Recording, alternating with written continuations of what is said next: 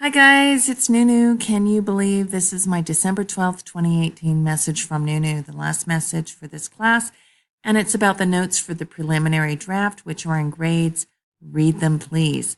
Your final paper is due December 16th.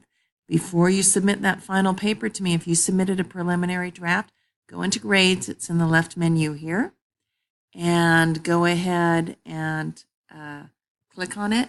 Scroll down the screen to discussion 6. I'm scrolling down looking for discussion 6, and it'll be here anytime. Here it is.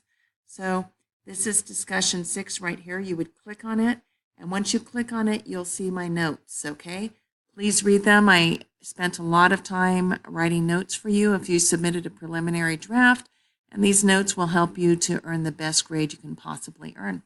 Okay, so click on this, all right? And of course, it's scaffolding, building the research paper and discussions. That's what we've done, and we're getting ready for this final research paper due December 16th. So read these notes first before you revise this paper. All right, I'm scrolling back up.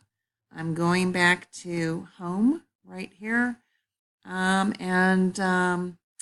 going to wish you a happy, safe, wonderful holiday. It was an honor and a privilege to teach you. Take care.